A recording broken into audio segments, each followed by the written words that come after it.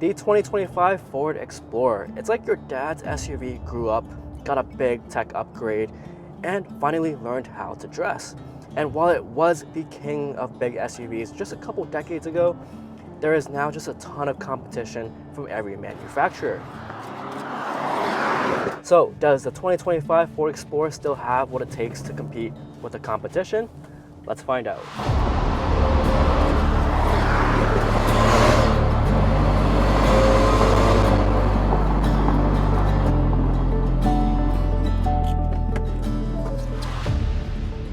This is a mid-cycle refresh, new tech, new features, new interior, and a slightly new exterior. They reduced the trims. For the base model, you start off with the active trim, then you can move up to the ST line, or the ST, or the Platinum. Let's figure out if this is any good.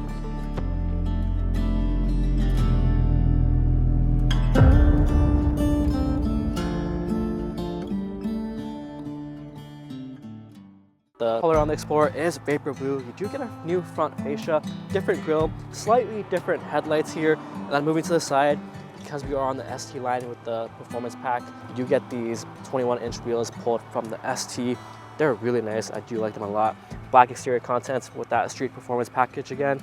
And then coming to the back, you do get these cool new taillights. I do like them a lot. They kind of extended it a bit. Doesn't look as much as the normal cop car lights. It's cool. You do get your black Explorer logo here, your trailer hitch. You do get no exhaust tips, just a black diffuser. All right, opening the trunk, you do get 16 cubic feet of space back here, and you do get your power folding seats, and they automatically fold back up. So when you fold the second row down, you get 46 cubic feet of space, and then with all rows folded down, you get 86 cubic feet of space. And then under here, no spare tire, you just get some carpets. All right, hopping inside, first thing first, you do get massage seats, which is crazy for this price point. You don't really find that anywhere. For the update, they kind of focus on the material qualities. It's pretty nice out here. You get soft padding here. You get some fabric here as well. You get your Bang & Olufsen speakers there. These seats are a fabric mixed with some faux leather on the side. Soft touches where you'd expect them. You do get your little tray here now, which is a few buttons here. The ones that you really need the most, like traction control, your camera button, and then your climate control is now on the screen here. It's at the bottom, so it's fixed there. So it's really easy to use. You get your wireless charger here. Under here, this opens up and you get a USB-C port, a USB-A port. Your shifter is a typical Ford shifter, drive mode controller, 2 cup holders. This is pretty deep console. You get 2 more USB-C ports in there as well. And then moving to the screen, it's a 13.2-inch screen. It runs on this Ford UI. It's the first Ford to implement their digital experience UI, which is probably the best system that I've used out there. It's way easier to use than the German competitors, and it's much more advanced than the Japanese, but it's so easy to use. It runs on this Android interface, so you do get a Play Store. You can get your apps here like YouTube, Spotify, Waze, and Google Maps built in. You do get like your Amazon Prime Video, and then you can download more apps and even play games here as well. You do get your wireless Apple CarPlay and Android Auto, and then you also have your ambient lighting, which there are a couple colors that you can choose from. I appreciate that all the apps are native to the vehicle, so you don't even need CarPlay anymore, but it works just fine. And then moving into the digital dashboard, it's really clean looking. You get your native Google Maps and Waze here as well. So it's really nice that everything is integrated really well. There are a couple things that you can go through here. Very clean, very easy to use. You get your ST flat bottom steering wheel. It is heated. You do get your heated seats as well. Power folding mirrors with this package, and these windows are double paned, so it's extra quiet in here. Something that you find in more expensive vehicles. All right, this is your typical Ford key, pretty much what you expect from every Ford. The remote start is very fast to use, and then you can also use the Ford Pass app, which is very easy and quick to use. It's probably one of the best apps to use out there for a car. The connectivity in this car is probably one of the best experiences out there, aside from the much more expensive German competitors. Moving into the back here, this is the second row. You can configure this in a 6 or 7 seater position, but if you do the 7 seating bench seat, then you lose the panoramic sunroof. You do get your own climate control back here, an AC 110 volt outlet, 2 USB-C ports, cup holders. You do get your peasant blockers as well, and your vents, and you can also move the seat back and forth, and you can recline them. The materials start to get cheaper the further back you move, but that's okay. It's not that expensive of a vehicle. Let's hop into the third row. The seat slides forward. Pretty good entry point. Let's move the seat back. Good space in the second row there. It's actually not bad here in terms of legroom. Headroom is really good too. I feel like you can sit fully grown adults back here pretty well. And then you can probably make it more comfy putting up the headrest. Cup holders back here and 2 USB-C ports back here as well. And ventilation. All right, hopping in the Explorer, we get a 2.3 liter turbocharged inline 4 with 300 horsepower and 310 pound-feet of torque. You could also get the 3.5 liter V6 in the ST line or upgrade the Platinum trim to the V6 and get 400 horsepower and 415 pound-feet of torque. But this base entry-level engine is actually plenty fast, especially paired with this pretty damn fast 10-speed automatic transmission, which Ford has been using on pretty much all their cars now. Let's come to a full stop here and do a quick launch. We are in sport mode. Brake boost, not turbo line. Okay. Pretty loud. And that is 60 miles per hour.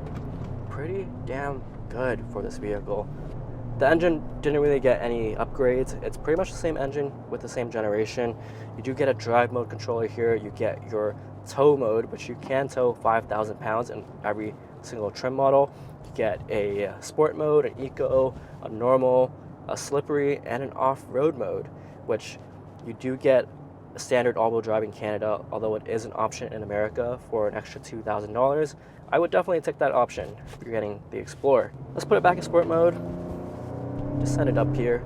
You get some pumped-in audio as well. It handles surprisingly well for such a big vehicle. It weighs about 4,800 pounds, and it doesn't feel like it. It's pretty quick on its feet. Steering, no problem at all. Pretty responsive. Let's take a left here. On the throttle a bit. Yeah, it's pretty good. In sport mode, I can hear a little bit of that induced engine noise. I don't mind it at all. It sounds like a bigger motor, even though it's just an inline 4. It makes this car feel sportier, and the engine is peppy, and it's more than enough power for the average consumer. It's more than enough power for me. This is pretty good. This again is the ST line, which means you can get that optional $950 street package, which comes with the bigger brakes. They are pretty good for this car, and it also comes with those 21-inch ST wheels. For $950, I think that's a great deal. Over some of these harsher roads, it's so comfy in here. It's pretty much what I'd say on par with competition, like the Honda Pilot or the Grand Highlander from Toyota. I feel like it is sportier than both those cars. It handles better. Comfort level, pretty much the same. Although fuel economy in this car is okay, you get about 21 miles per gallon in the city and 28 miles per gallon on the highway. And if you get the all-wheel drive, you lose about 1 miles per gallon in both categories. Back into sport here. Hard on the brakes, turn in. Yeah, this is a good car. It handles so well. It's pretty much the same handling as, I say, the CX-90 from Mazda, which is really good, but this is comfier. You do get Ford Blue Cruise here, and it's now available on the ST line, which means you don't have to get the fully loaded top-of-the-line trims to spec it with Blue Cruise. It is free for 90 days, and then after that, it works out to about $75 per month, and it's pretty good. It's a really good hands-free driving feature because they mapped out all the freeways in North America, so you don't really have to touch the wheel at all. And then it also does automatic lane change. And then new for 2025 is that when there's a car driving next to you or you're passing it and it's a little close to you, it will kind of move over in its own lane to space out the distance between you and the car beside you, which is cool. I appreciate that. It comes very naturally. It's what I would do if I'm driving the car myself. I think the ST line here makes the most sense. It has all the cosmetic features of the ST, and it keeps the standard 300 horsepower 4-cylinder turbo. And then again, you get those ST 21-inch wheels, and it has all the tech you could ask for. This vehicle starts at $40,000 USD and $54,000 in Canada. And for this exact trim aspect, it's $54,000 US dollars or $65,000 in Canada, which makes this a really good deal. It's not that expensive for what it offers.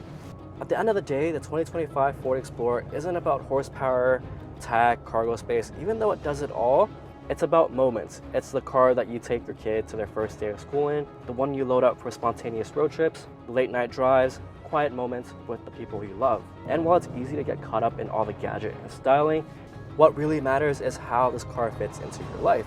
And the Explorer does that. It shows up, it adapts, and it makes every journey feel a little bit more special. And honestly, if it's not worth exploring, then what really is? That's all, guys. Thanks for watching.